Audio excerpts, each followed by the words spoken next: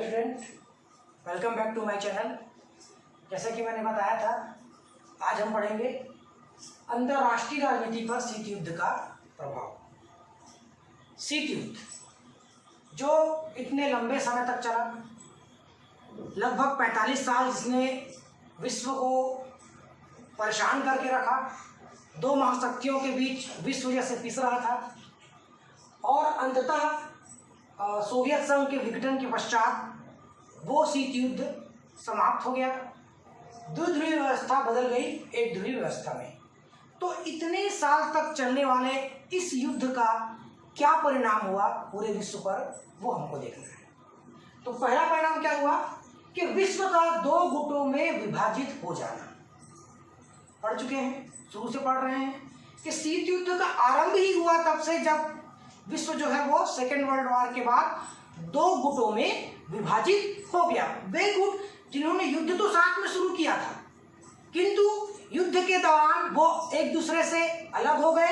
युद्ध के बाद दो गुटों में बढ़ गए और उस बीच उनके बीच जो तनाव उत्पन्न हुआ, उसी से शुरू हुआ शीत युद्ध। दूसरा है विश्व राजनीति में आतंक और अविश्वास बढ़ना।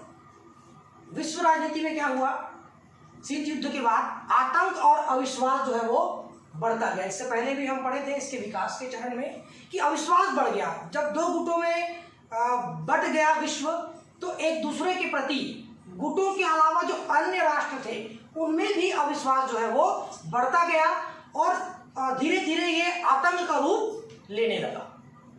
उसके बाद है सैनिक संधियों और संगठनों का निर्माण। जो तनाव था वो धीरे धीरे क्या डर में परिवर्तित हो गया। डर से क्या हुआ, डर हमको क्या करता है, लोगों के पास लेके जाता है। मतलब राष्ट्रों के अंदर जब डर आया तो राष्ट्रों ने क्या किया, एक दूसरे का हाथ थामा ताकि उनकी शक्ति बढ़े और उन्होंने एक संगठन बनाया ताकि कोई कमजोर ना रहे। और संधियां की, जैसे कि हमने पढ़ा है वार्सा पैक्ट वगैरह, नाटो पढ़ा है, इस तरह की संधियां राष्ट्रों के द्वारा की गई। चौथा है आणविक युद्ध का भय। जैसा कि आप जानते हैं कि द्वितीय विश्व युद्ध कैसे समाप्त हुआ, जब अमेरिका ने जापान पर परमाणु बम गिराया।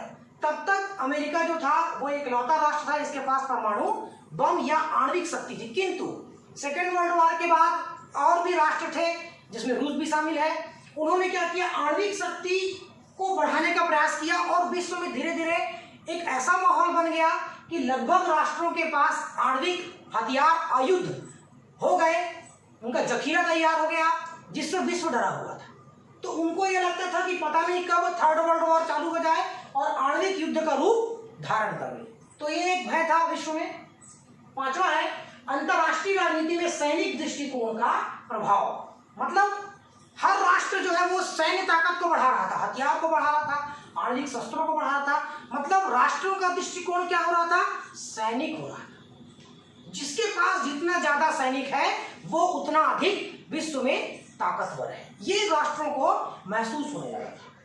फिर है संयुक्त राष्ट्र संघ का पंगु हो जाना। संयुक्त राष्ट्र संघ में जो मुख्य देश थे अमेरिका और रूस, जो दो अलग अलग गुटों में बढ़ गए थे। अब इन दो अलग गुटों में बटे होने के कारण संयुक्त राष्ट्र संघ कमजोर हो गया था, पंगु हो गया था। किसकी तरफ निर्णय दे, किसकी तरफ ना दे, ऊपर से वीटो का पावर। तो इन सब परिस्थितियों में संयुक्त राष्ट्र संघ उलझ गया और पूरी तरह से पंगु हो गया, निस्सहाय हो गया। आगे है गुट निरपेक्ष आंदोलन का उदय। इसी बीच शीत युद्ध के बीच एक नया हमको देखने को मिला आंदोलन, जिसे हम कहते हैं गुट निरपेक्ष आंदोलन, जो कि इन दोनों गुटों से अलग एक अलग गुट था।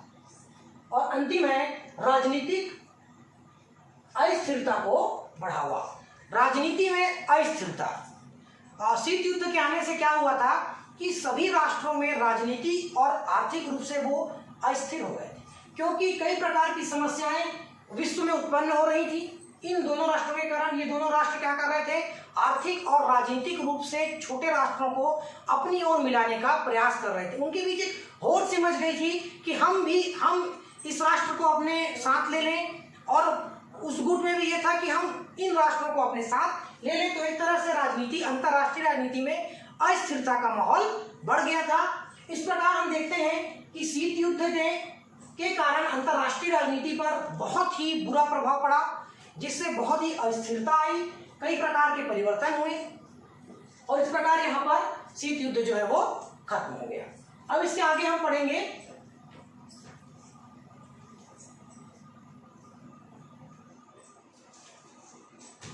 तनाव शैथिल्य। तनाव शैथिल्य या दितान, ये क्या है?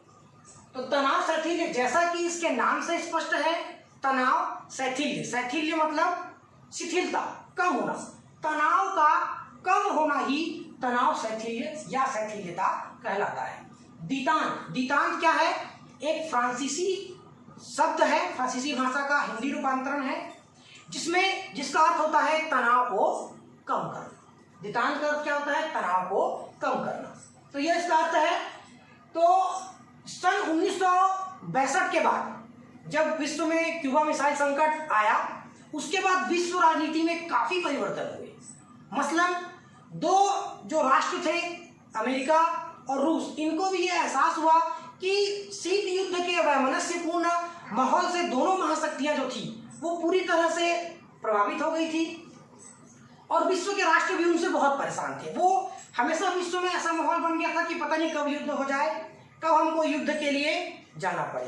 तो इन सब माहौल से मुक्ति हमको शीत युद्ध के बाद मिली, जिसे हम कहते हैं तनाव शैथिल्य। अब इसकी परिभाषा है कुछ, पहले अर्थ मैंने बताया, उसको और समझ लेते हैं। सामान्य शब्दों में तनाव शैथिल्य का अभिप्राय सोवियत अमेरिका तनाव में कमी और उनमें प्रतिदिन बढ़ती मित्रता, सहयोग और शांतिपूर्ण सह-अस्तित्व की भावना है। मतलब तनाव में कमी हुई और तनाव में जब कमी हुई तो क्या हुआ?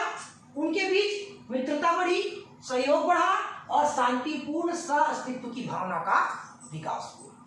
उनके लिए ही नहीं बल्कि पूरे विश्व के लिए। मतलब इसको हम कहते हैं गुड न्यूज। गुड न्यूज किसके लिए? खुद उन राष्ट्रों के लिए और पूरे विश्व के लिए।